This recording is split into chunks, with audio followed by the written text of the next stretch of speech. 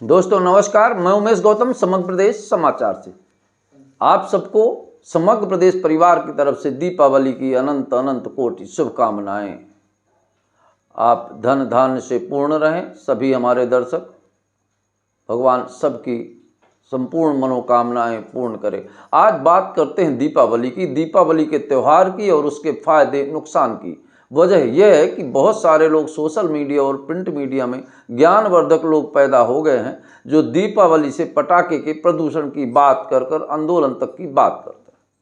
इन्हें यह समझाना होगा कि ये हिंदुओं का त्यौहार है और हिंदुओं के त्यौहार में धर्म और संवेदना, राष्ट्रभक्ति और देशभक्ति सभी समाहित होती है। ये हमारा दीपावली का त्यौहार ऐसा त्यौहार है जिसमें आम से लेके खास तक के जीवन चलाने का खास ख्याल रखा गया है। हमारे ऋषि मनीषियों ने ये त्यौहार इसीलिए निर्मित किए हैं। ये त्यौहार भगवान राम की लंका विजय के बाद मनाया जाता है और इसकी हम खासियत आपको बता दे रहे हैं। दीपावली आने के पहले ही और दीपावली के आने के एक महीना पहले से बहुत सारे गरीब लोगों को भी भरपूर रोजगार मिल जाता है। वो ऐसे कि जब हमारे दिए बनते हैं तो उस मजदूर को रोजगार मिल जाता है जो मिट्टी खोदता है, उसके बाद उस कुम्हार को रोजगार मिल जाता है जो दिए बनाता है, उसके बाद उस लकड़ी वाले को रोजगार मिल जाता है जो दिए पकाने के लिए देता है। और जब दिए पक के बाजार में आ जाते हैं तो करोड़ों लोगों को रोजगार मिलता है और चलती है। रंगोली बनाने वालों को रोजगार मिलता है, मिठाई बनाने वालों को रोजगार मिलता है। जो मिठाई बनाते हैं वो मालिक हो गए, उनके बाद हलवाई हो गए, हलवाई के बाद मिस्त्री हो गए, दूध वाला हो गया, शक्कर की फैक्ट्री वाला हो गया, नारियल वाला हो गया, खोबे वाला, या यूं कहें कि हमारे समाज के हर व्यक्ति के लिए कुछ न कुछ रोजगार है। सरकारें भी और प्राइवेट कंपनियां भी दिवाली के टाइम पर बोनस और भत्ते देती हैं, पर उसकी वजह के पीछे जब हम जाएंगे तो और चौंकने वाले खुलासे मिलेंगे। ये हमारे ऐसे त्यौहार हैं जो जिस त्योहारों में जो प्रदूषण की बात करते हैं उनके लिए भी करारा तमाचा है। हमारे त्योहारों से कुछ खास वजह होती है। आप देखेंगे कि बरसात खत्म होने के बाद ही दिवाली का त्यौहार आता है और जैसे ही बरसात खत्म होती है तो पूरे देश में कीड़े मकोड़े, मच्छर, बगदर, भुनगुट, यहाँ की आप जब गाड़ियां चलाते हैं तब भी ये लोग रहते हैं और पूरी तरह से ये गाड़ियों में चले तो गाड़ियों में चिपक जाते हैं, खेत की फसलों को नष्ट करते हैं, मच्छर घरों की बीमारियों को नष्ट करते हैं। हम बात कर रहे हैं दिवाली के प्रदूषण की, तो आपको एक बात बता दें कि जो चिलगोजी किस्म के लोग होते हैं जिनको कुछ ज्ञान तो है नहीं, फेसबुक में पढ़ लिया और दिवाली के पटाखे का विरोध करना शुरू कर दिया। क्योंकि अगर वो पढ़े होते और पुस्तकें देखे होते तो निश्चित तौर पर इस बात को वो नहीं कहते। आपको बता दें कि जिस तरह से सरकार पेड़ काट देती है और उसका नाम विकास दे देती है, अगर आम जनता हरी डाली काट दे तो उसके ऊपर मुकदमा कायम कर देती है। इसी तरह से ये पटाखे के प्रदूषण पर बात करते हैं। हम आपको बता दें कि पटाखे से भी समाज को लाभ है, इसीलिए हमारे ऋषि मनीषियों ने पटाखे फोड़ने की, होली में तो पटाखे फोड़ने की बात नहीं करी, दीपावली को ही पटाखे फोड़ना क्यों कहा, यह भी एक विषय है।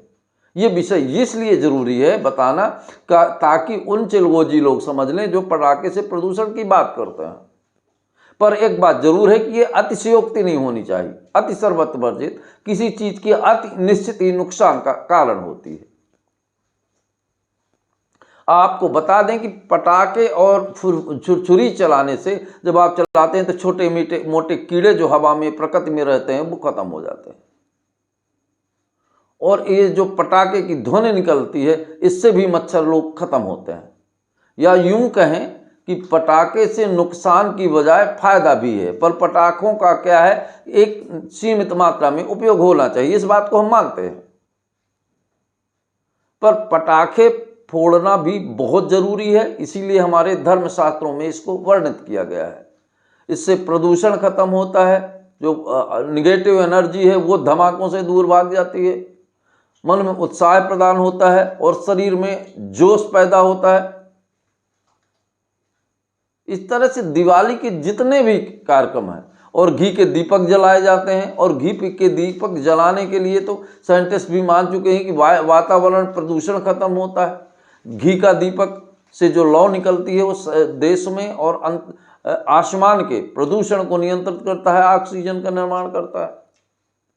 तो हर घर में दीपक जलाने की प्रथा बनाई गई और उस दीपक जलाने के पीछे कितने लोगों का हाथ है और कितने लोग उससे रोजगार पाते हैं, कितने लोगों का जीवन चलता है, ये एकदम समझने और सोचने की बात है। पर उन लोगों को क्या कहें जिनके मन में ही है कि हिंदू धर्म के लिए हमें गलत संदेश पहुंचाना है। अब समझना इस बात को होगा कि हिंदू धर्म मानने वाले और हिंदुत्व के लोग इस बात को किस नज़रिए से देखते हैं। पर जो बात दीपावली की है तो दीपावली निश्चित ही एक अद्भुत त्यौहार है।